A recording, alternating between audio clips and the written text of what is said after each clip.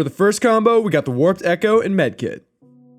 Initially, I thought this combo was mid, but the more I tested it, I realized it was quite the beast. Alright, so the crux of this combo is double dipping into your medkit's healing because the Warped Echo splits your damage into 2 instances of damage, which allows the medkit to proc twice. However, it also lets you tap the Blood Shrine for 75 and 93% of your health without losing watches or elixirs. Plus, you can also get the use of combining it with Razor Wire or Antlers because they also benefit from the 2 instances of damage. Quick note, because the way medkit scales, sometimes you need multiple to prevent losing watches. Alright, and here it is with Antlers and Razor Wire, and I just need to preface by saying Antlers freaking suck, but the Razor Wire double proc is pretty good, and then might as well have the Antlers on top of it. But the Medkit Echo combo is kind of fire, I'm gonna be honest, and don't sleep on it. It's really easy to get, and that's gonna give it a nice solid 8 out of 10 combo score. Oh my freaking god, is this good. Alright, I hate to glaze the Forgive Me Please builds, but Chronic Expansion, Soulbound Catalyst, and Forgive Me Please is hands down the best build that they added. Just because of Chronic Expansion, you just boost your damage. And obviously, if you get this, if RNG is in your favor, go pick yourself up a freaking Gesture of the Drown and you will be cracked. You'll be so freaking broken, you can do so much damage. And maybe not all for Lunars. Get some freaking fuel cells. It's just free damage. You get this before Mithrix, you are actually like quadrillioning your damage. It's exponential. You don't even understand how good this could be. Forgive me, please, but I'm about to nerd out over how broken this is. So with all this, you're essentially doubling your damage every 20 seconds, probably quicker than that. But the initial cooldown of Forgive Me Please is 45 seconds. When you get the gesture, it makes it 22.5 seconds. And Forgive Me Please works by doing an on-kill effect every second for 8 seconds. Then with the Soulbound Catalyst, every kill or proc of the Forgive Me Please is subtracting 4 seconds off your equipment cooldown. So you get into this cycle. Oh yeah, and then with the Chronic Expansion, every 5 kills, I'm doing air quotes, you get 10% damage. And then if you have extra stacks of that, you're doing even more damage. Holy crap, you're freaking busted if you have this for a stage. And if you didn't understand any of that, basically every little pulse of the Forgive Me Please counts as a kill. And so after 5 of those, you get a stack of the Chronic Expansion, which gives you a 10% damage boost. And then that coupled with the fact that you're just infinitely throwing at your equipment means that you're never going to lose this buff. So it's just an infinite cycle of damage. Oh yeah, and by the way, Chronic Expansion by itself is kind of booty cheeks. So this actually gives it a use. And because it's so busted, I'm giving it an 8 out of 10 combo score. Alright, so this is an arbitrary rating system that I made up, but basically it just takes into account the rarity of the items and how frequently you'd actually get the items for the combo and the power, and then the final score is an average of both. Yes, bigger number equal better combo. Alright, this next one is the backup mag and the luminous shot, and in a vacuum, this combo is freaking awesome, and it's really cool, it synergizes well together. The problem is, the luminous shot kind of sucks. So if they buff this, it'll be very good, but you can watch in the background footage, even at like 5 stacks, full stacks, and then hitting them with my Oonga Boonga club, I think I'm doing equal to like 1 primary swing. It's not very good. Obviously, it's better on like the False Sun or Engineer who has a bunch of secondary charges, but in general, it's not that good. Obviously, if you have it, use it. It's worth it, but just the overall net damage is not crazy. It's not like you're going to be doing any game-breaking combos or damage with this. It's just little extra ticks here and there. With all that being said, it still gets a 6.5 combo score. Alright, might not be the flashiest combo, but goddamn is this good. The Warhorn, Gesture of the Drown, and the Seed of Life. But it must be consumed, because this makes it have a 15-second cooldown, which then gets halved to 7.5 seconds, which allows the Perma uptime on the Warhorn, which has an 8-second duration. That's like 5 free soldier syringes, so it's really good. Not very cool, but it's good. Only other downside is you lose an equipment. If you want a better explanation, check out my first item combos video. Total sleeper combo sitting at a 7.5 rating. Alright, now we're going to take it down a notch because this one's kind of I guess. But the Unstable Transmitter and the Bolstering Lantern. So these just both work because when you're under a certain threshold of health, they proc. I think the Bolstering Lantern is better. Some people think the Unstable Transmitter is straight garbage. I don't think it's straight garbage. I think it's pretty damn bad though. Bolstering Lantern is also pretty bad. You just don't get to see it shine because you don't want to be below 50% health and you never want to be chilling in that zone anyways. But these do work together. And then as you can see in the background footage, it also works with a Genesis loop and a stealth kit as well. So if you want to do like a, I'm really low on health build, maybe it would be good on Rex. I don't know, but this is pretty bad.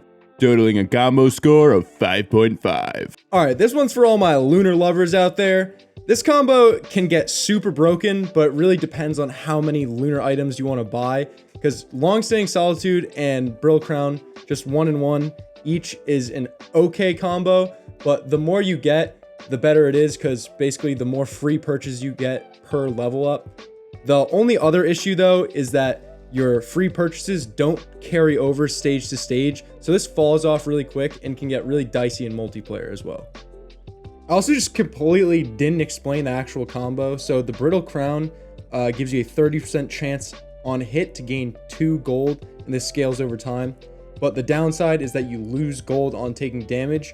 However, this is completely negated since you can't get any more gold with the long-standing Solitude. So it essentially just gives you more XP, so you're leveling up more frequently and getting those free unlocks or purchases.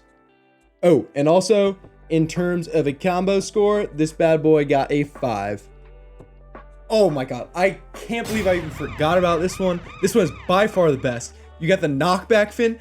Holy crap, knockback fin and then the scrapper, because this thing is straight booty cheeks. As soon as you see that, the best combination of things you can do is freaking clicking the scrapper button, clicking the knockback fin, and getting your white scrap. It is literally a net gain getting that scrap and never using it as a way to get rid of the freaking knockback fin. The only thing I will say about the knockback fin is goddamn is a cool looking item on different survivors, especially Acrid. You feel like you're freaking Shark Boy or something. It's freaking awesome. 10 out of 10 combo score.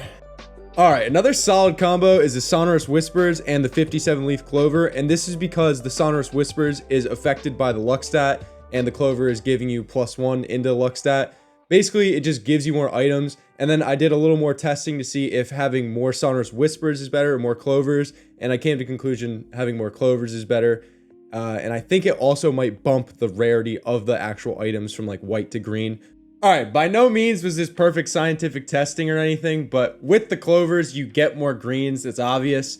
And this is definitely just a win more combo. So I'm giving it a solid 6.5 combo rating. All right, first up on the Survivor exclusive combos is the Seeker and the Repulsion Armor Plate and the Planula, whatever the freak it's called. Basically for this, all you need is the Repulsion Armor Plate because it gives you flat damage reduction, so you can stay in your ball form a little longer. I think it's called Sojourn, but the Planula will heal you as well, and then you can add in other items like Razor Wire or a Bolstering Lantern to make it crazier. You can do the Hellfire Tincture. But all you really need for this to work is the Repulsion Armor Plate, and the longer you're in Sojourn, the more damage you cook up, so you can really do some crazy stuff with this. And here's a list of items that synergize well with Sojourn, ranked best to worst and the respective rarity. Repulsion Armor Plate, Tougher Times, Wungus, Focus Crystal, Bolstering Lantern, Safer Spaces, Antlers, Razor Wire, Leeching Seed, Harvester Scythe, Stealth Kit, Aegis, Rejuvac, Planula, Myodern, and the Hellfire Tincture. And I forgot Incanas. Oh, and one more thing, using the secondary balls is a lot better than the fist, but I do think the fist is more fun, so use whatever you like. Also, this gets a 8.5 combo score. All right, gamers, this next one's pretty simple. It's just the Captain and the Sail Star combo. Basically, the Sail Star works with his Hacking Beacon, and that's pretty much it. You can also just abuse a Chance Doll and Chance Shrine combo when you get the Hacking Beacon and just spam it for good loot. One other thing of note is that the Sail Star works on the adaptive chest, so whatever item you select, you'll just get 2 of them. Just thought that was pretty cool. That's it. Tell me exactly what you saw. Well, sir, it looked like a flying bison. What? It was a giant flying buffalo, sir, with an empty saddle. Which was it, a buffalo or a bison? I'm not sure what the difference is, but that's not really the point, is it, sir? I'll decide what the point is, fool. You! Wake up the captain. Search the entire rig. Sir, What? that was the captain you just threw overboard. So, Then wake up someone I haven't thrown overboard and search the rig. There's something going on here, and I like it. Basically, just with any item that gives you additional HP on the False Sun, you get an additional charge of your secondary. So it basically just functions as a backup mag with extra steps, and it's just better then. And you can actually get a pretty gnarly build on False Sun by just going into meat. And this is possible due to one of two of False Sun's passive abilities, Growth, which essentially just buffs your skills when you get additional health. Overall for the meat man, we're getting a total Rombo combo score of 7.5 out of 10.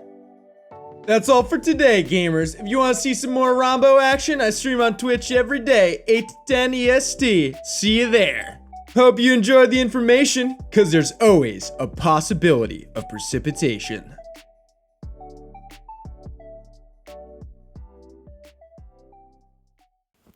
Because it's bad. Because it freaking sucks. The knockback fin sucks.